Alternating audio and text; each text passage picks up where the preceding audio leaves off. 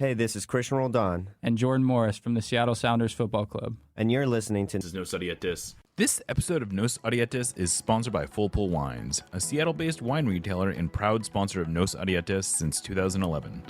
Full Pull was founded in 2009, is based in Seattle, and is owned and operated by longtime Sounders supporters.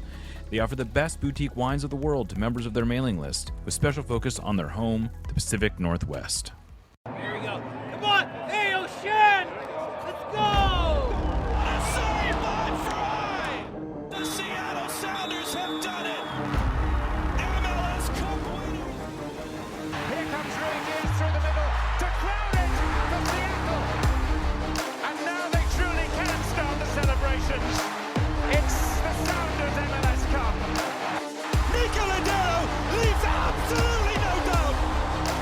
The Sounders rule the region! Seattle Sounders is going to They've scored! They've scored! Finally! This feels fucking awesome. This is a tiny dog. Is that what you young people call twerking? That Porter says cheated. You want to win? This is the Seattle Sounders, bro.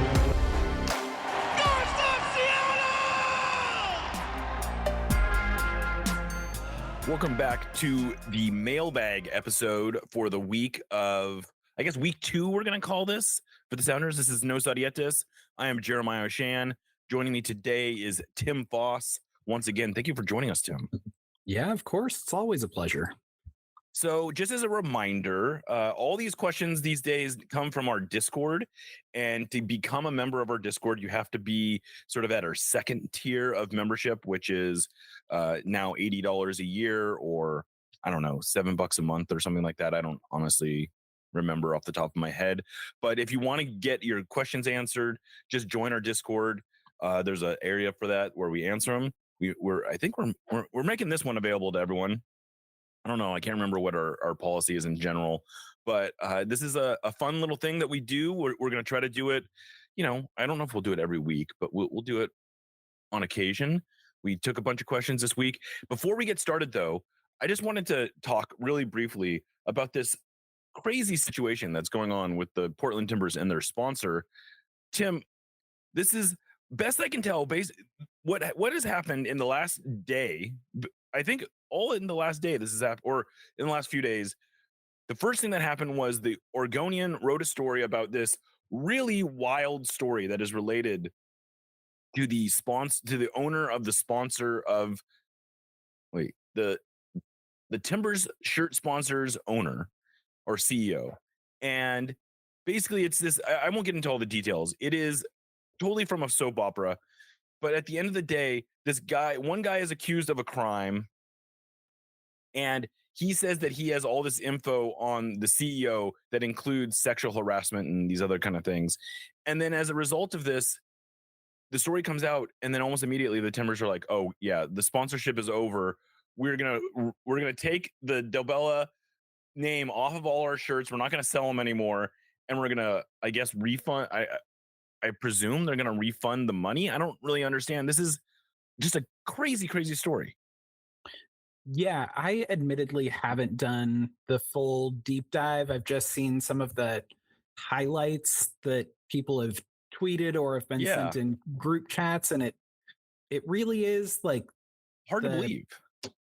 Truly, soap opera is almost generous in description. Yes. It is the kind of thing that, like, I don't know if you've ever watched any like network TV show that has any sort of like supernatural or sci-fi elements. They get through a couple seasons and it's like, all right, we used our good ideas. Now we have to start like really riffing on random parts from this story, and suddenly someone goes to hell and comes back, and nothing really makes sense. That is what this story feels like, where a person involved shot 2 cops and now is in prison for it, and that's just like a side it's like a sidebar part. Yeah It's going to be really interesting to see how this works out. I don't really, it's probably not worth getting into the details on the show because we won't be able to do it justice, but I'll just say I found that very, very, I guess it's funny. I mean, it's it's sort of one of these situations where Merritt Paulson seems to surround himself with undesirable folks, and as a result, undesirable things keep happening. Yeah, there's a real the what is it? The leopards eating people's faces. Oh, yeah, Party is Yeah, yeah. surprised that leopards are eating people's faces. Right. Sort of thing where like the develop sponsorship came about because Paulson is apparently friends with the CEO or whatever. So he probably knew about this stuff going in, and then it starts to come to light. And maybe the case is that Merritt knows how much worse it gets once other details start coming out beyond this. And that's don't the know, point where like they say, well, we've got to distance ourselves before this gets worse. But yeah, I don't know. It'll be interesting to see how this all plays out. But I have to imagine this is not the end of it. But I don't know. We'll see. Anyway, so on to the questions. The whole point of this podcast. This is from Darlene. She says, "Has this been are the Sounders? Do the Sounders have some sort of? Do they have the best immigration lawyers in the league?" And she's just remarking that here we have Nathan, who the Sounders just picked up, and he's apparently going to Brazil to get his green card. And is that she's wondering if this could actually be a selling point for the club, and in part because the Sounders are so aggressive on this thing. I don't know. Do you have any sense of how this all works? I don't really. I have a couple like family members who many years ago got green cards or eventually citizenship, but I don't have any particular insight to the process. I don't know that Nathan is really a great example because he's been playing for an American team for a couple years at this point. So the ball was probably rolling and the Sounders were able to pick it up. The Sounders do seem to be pretty good at about navigating this process, but I think I want to say, probably unsurprisingly, with Garth Lagerwey involved, Atlanta seems pretty good about getting players green cards.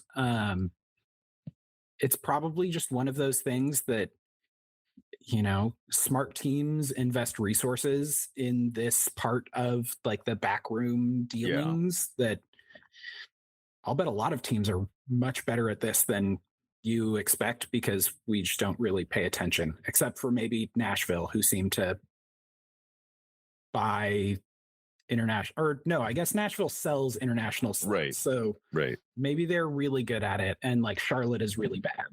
Well, so I just going through the roster real quick. I count 8 Sounders that have green cards, which I don't really know how that compares to other teams, but it seems like that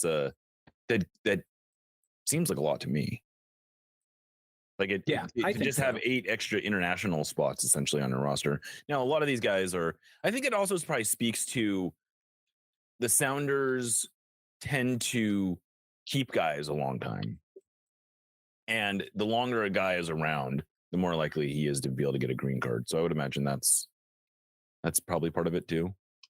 But I don't know. I don't really understand how all this stuff works, to be honest with you. Yeah, it is the weird workings of playing a global sport in the United States. Right, exactly. Our next question comes from Blue Red. What's the read on the Sounders' injury rash to start the year? Normal bad luck or the risks of a team whose best players are all late 20s or older besides Peppo? And is this an indictment of the Sounders' offseason conditioning program? I can't speak to how authoritatively this is like a genuine concern. I think it's probably a little bit of a freakish thing. The Sounders were raving all preseason about what good shape all their players came in. Like everyone followed their off-season fitness plans and there were, they were all very positive about how they were able to sort of hit the ground running. And then all of a sudden, sort of at the end of training, there was all these little injuries that players picked up. Now, I think in the case of like João Paulo, I think the hip thing has been sort of an ongoing issue. Stephen Fry, maybe this is a little bit more of an issue of an older player. Yamar, this was again. We'll get into this a little bit later, but I think this was an ongoing issue. And so you can kind of go down the list. The Rusnak seems to be a little bit more of a freak injury where it wasn't muscle related. Bradilia Rodriguez, we don't have a great sense of actually what's going on there. So, I think it's a little bit of this, a little bit of that. I'm disinclined to think that it's a conditioning thing and more inclined to believe that it's sort of a confluence of bad luck, because it doesn't seem like it's a lot of the same injuries, and that some of them are, long-term things that they've had to, even with Raul Ruiz, the injury that he picked up was a rib injury, not something to do with his hamstrings, which is what he's been struggling with before. So I don't know. I'm inclined to sort of see how it plays out before I get too up on my high horse about the Sounders' fitness regimen. I think my read is very similar. I'd also note that late 20s is your athletic prime. Right. That's not a frame in which you start to worry about a player getting injured more often. Right. If anything, players are most likely to be most durable during that period of time because they also have experienced the ramp up from playing less to being a full professional. They probably are taking how they treat their body more seriously. It does seem like if you look at the injuries individually, it is much more random chance and, going all in games and training and stuff than it might seem if you just see a list of, a full 11 out to injury, basically. Right. And I would say, just to kind of back that up, Stephen Fry is 37, but everyone else, Yamar's 31. I don't think that's a age that you start to get super concerned about injuries. And João Paulo is 32. Maybe that's, but other than that, these are mostly all younger players that are getting hurt. But yeah, I don't know. We don't have to get too much more into it, but yeah, I tend to think it's a little bit of a freakish thing. All right, this is from Dorcas, and he asks, do we need a true six with all of the eights but no true six? Even João Paulo is kind of a 6-8 hybrid. For those times when our midfield is having trouble with the enemy's attack or locking down a game, do the centers need or want a pure six? I don't know that the way the Sounders play really necessitates a true six. I also think for the last several years, we have, I mean, I don't know that I speak for you, but I, for one, have touted that João Paulo is the six that for many years Sounders fans were saying that we didn't have and we needed, pretty much since he got here. That seems to be the opinions of national pundits. His performance as a six is what made him a very serious MVP candidate. He covers quite a bit of ground, but I don't think that really makes him a 6-8 hybrid. It's more that the system the Sounders play doesn't necessitate either a, deep lying playmaker or a destroyer, partially because the two center backs that they typically play with both can step up and distribute or step up and interrupt play. So you don't need to have a person whose specific role is to do either of those things. Those tasks are sort of spread across the players on the field. With João Paulo out, yeah, I think you lose a little bit. Neither Josh Atencio or Obed Vargas are really, neither of them is João Paulo. They have their strengths, and I think the way the game against LAFC played out and the emptiness of the midfield was somewhat about the absence of João Paulo, but also that Sounders just played in a way that had a little bit less midfield presence than they normally would with 2 6/8s and a 10. Yeah, I'm really curious to see how it plays out this week. It looks like Pedro de la Vega is going to start at the 10, which at least gives the Sounders a traditional 3-man central midfield. And that's really, to me, the bigger issue last week was that it wasn't so much the absence of João Paulo, is that the absence of João Paulo was amplified by the absence of a third central midfielder, and that they were asking Raul Ruidiaz to essentially drop back and fill that role.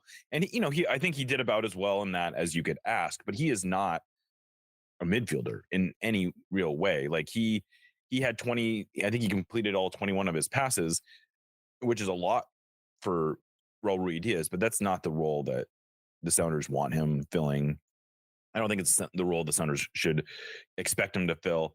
So I think we'll get a much better idea of how badly they need, how ably Atencio and Vargas can fill the João Paulo hole together. And then I'll take a step further, is that as the question implied, João Paulo is not a classic six. And what the Sounders could really use is a player that mimics João Paulo's skill set more ably. I don't know that when João Paulo is in there, I don't know that they don't, to me, it doesn't really feel like they're missing a classic six. Now, I know Brian Schmetzer would like to have a classic six because I think he loves the idea of an Osvaldo Alonso or a Gustav Svensson just sort of sitting and being that security blanket. I don't know that that's really that's the best way that they're going to function. It does seem like it really ties your roster up a little bit in ways that aren't ideal. So I don't know. I'm not necessarily of the mind that they need a true six, but I'm willing to be told otherwise. I think I could understand having, and you start to get into difficult roster construction and how and when do guys get playing time and whatever. But for the times when you are missing, I think especially if you are missing João Paulo and Rusnak, you don't have your, JP and you don't have the 10, then you can play with a 6 and it's more 4-3-3 with a sitting midfielder, and then the 2 8s are more able to roam and they can press and have that midfielder sit and protect. But that's a lot of, you can only do so much with your roster in MLS, and that's a lot of potentialities to have to plan for. Yeah.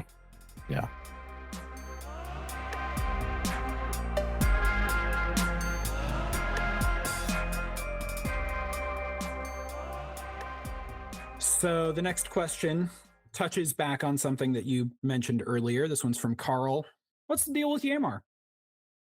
Yeah, so he has I don't know how detailed I'm allowed to get into this, but I will say that he has sort of an ongoing issue with, I believe, his knee that was treated while he was in Argentina getting his green card, which I'm told he has acquired his green card.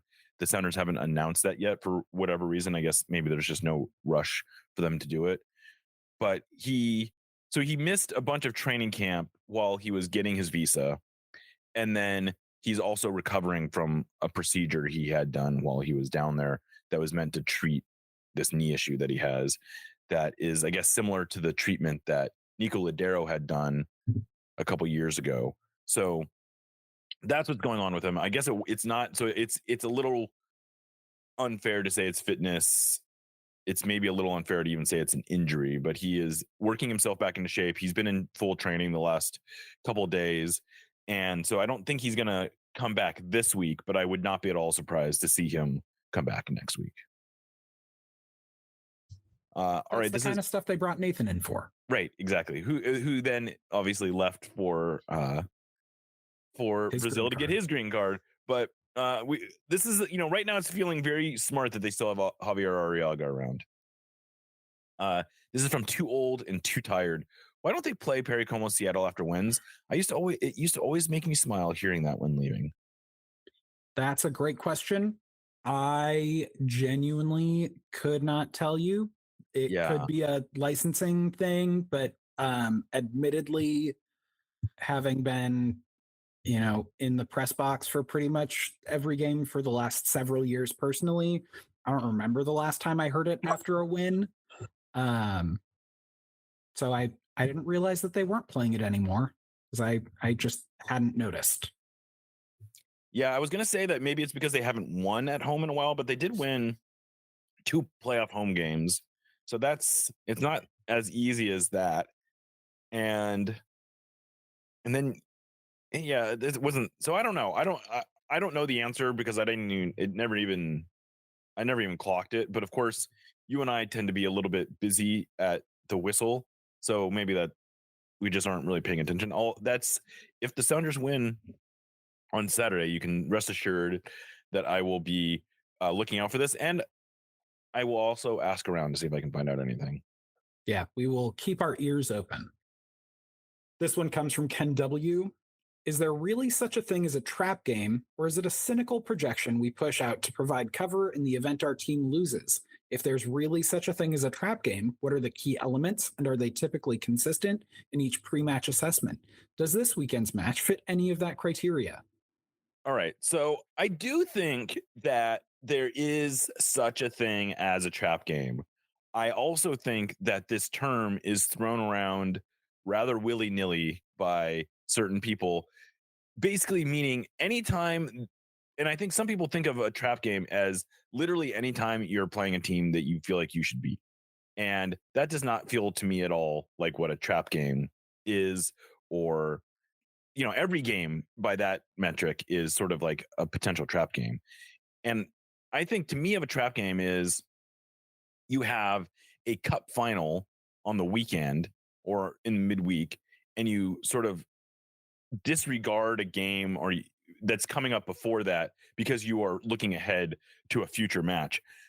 Game 2 of the season against a potentially bad opponent, I don't think should be any sort of realistic criteria for a trap game.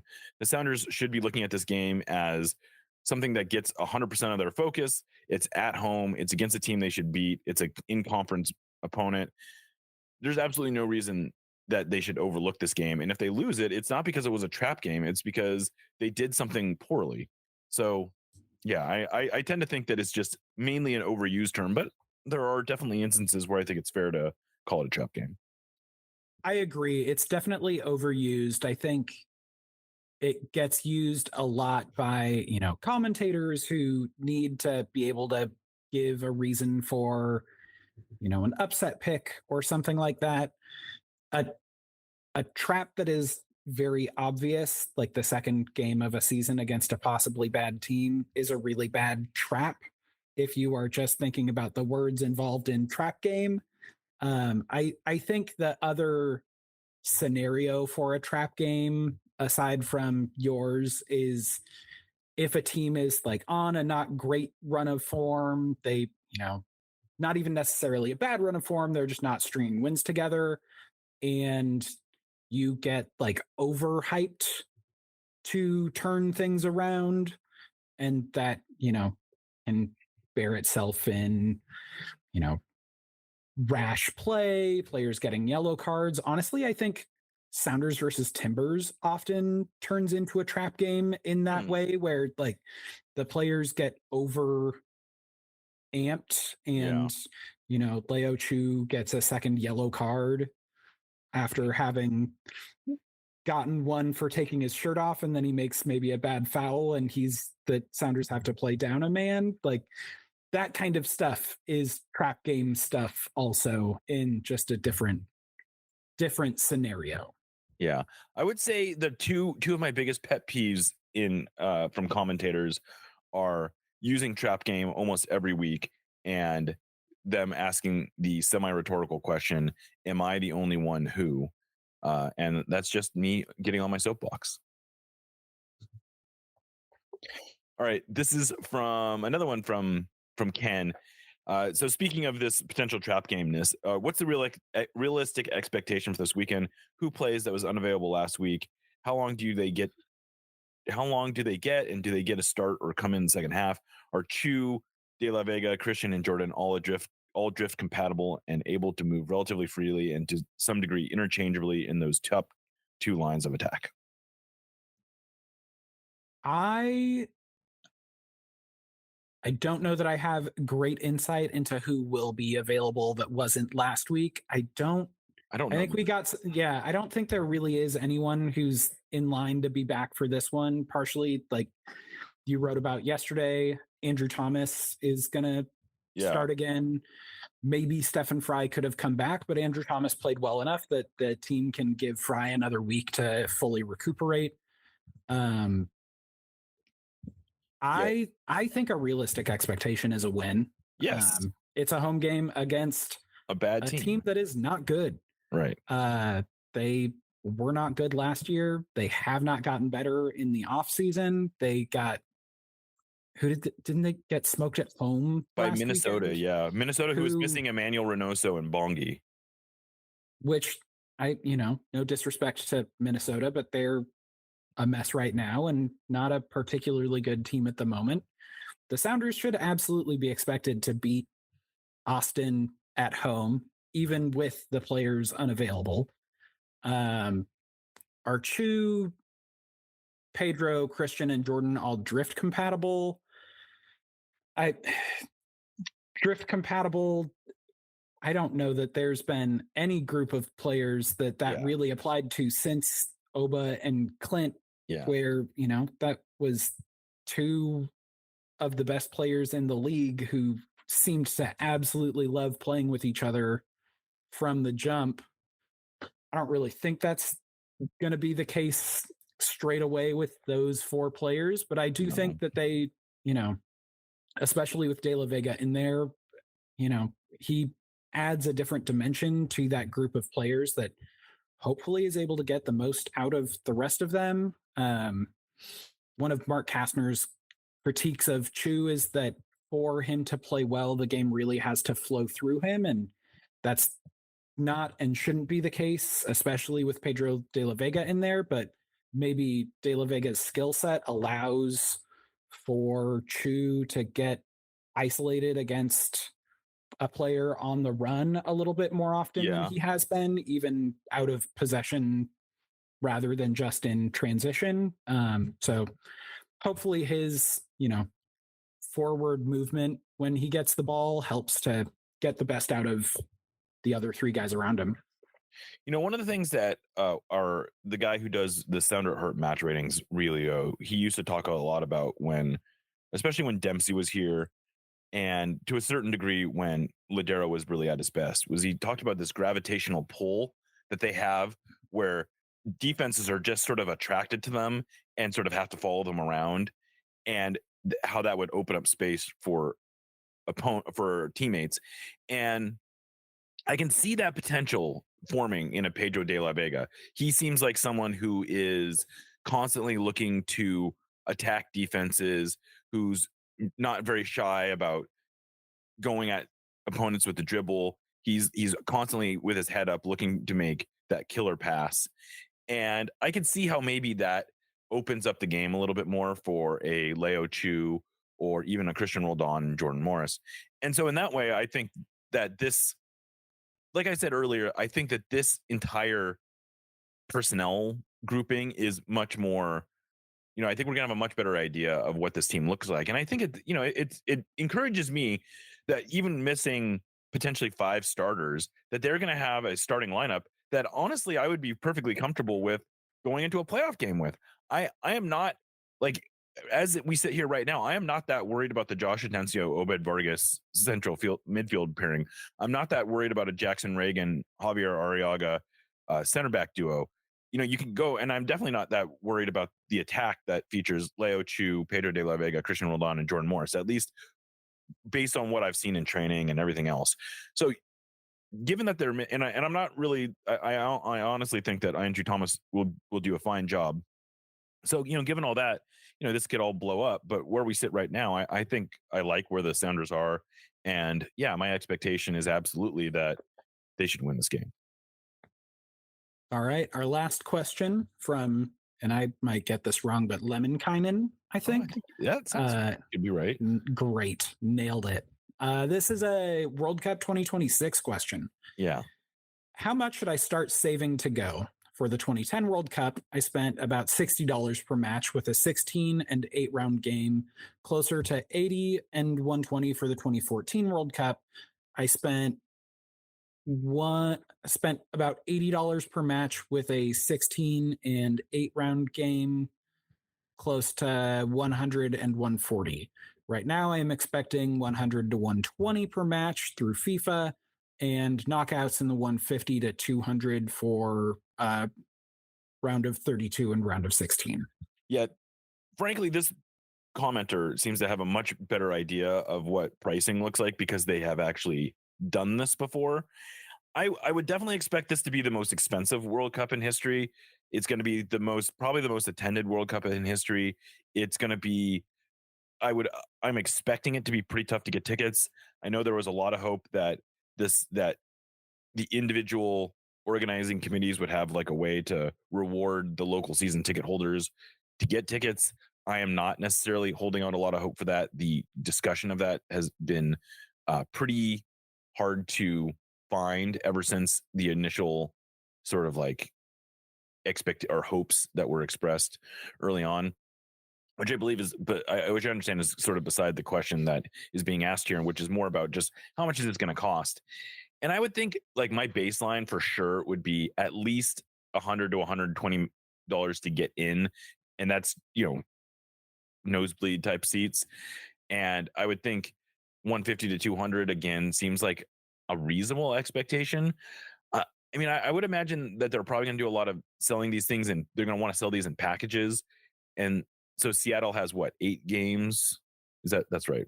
Seattle ended up with 8 games, I think, in the something like that. I think 5 in the group stage and 3 in the knockout stage, if my memory serves. And so you're looking at somewhere close to $1,000 at least for the package. And that would be my baseline expectation. If it's cheaper than that, great. But I would not be at all surprised if it's more expensive. But man, I don't have a great sense for this. I will also warn folks is that based on past precedent, reselling tickets is kind of a pain in the butt. FIFA really does not make that easy. I'm sure there are some official marketplaces that they will allow you to sell tickets through, but like in the past, I know your tickets were tied to a passport number. And so buying tickets on like the classic third-party market where you just sort of list them and sell them to whoever is the highest bidder, I don't think that really works in this case. So I bring that up because I wouldn't encourage anyone to buy tickets and then think they're going to be able to turn around and sell them and sort of like pay for the investment. So I don't know. It'll be interesting. I know this is one of the big questions people have, and certainly I don't have a lot to offer other than to say it's going to be pretty expensive.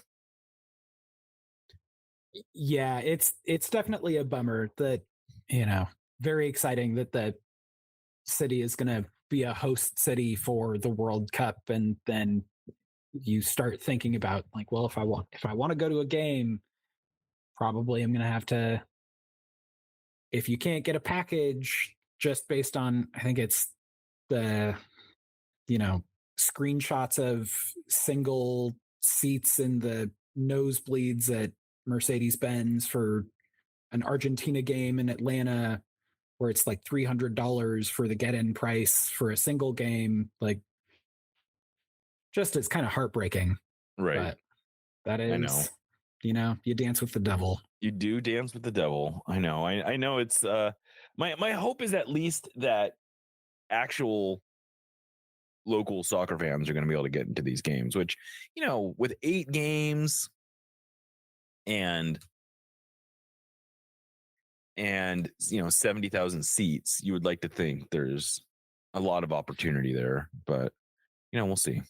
Yeah. But anyway, well, Tim, thank you so much for hanging out with me and doing this. We are getting ready to go out to Lumen Field for a training session on the brand new field turf that has been installed ahead of the game this weekend. And there's also an Ozzy Alonso farewell press conference, which I don't know what to expect from that, but it'll be interesting as always. But with all that said, I am Jeremiah O'Shan. Thank you to Tim. Thank you to Lickett for producing this. And this is Nos Arietes, and we will catch you next time.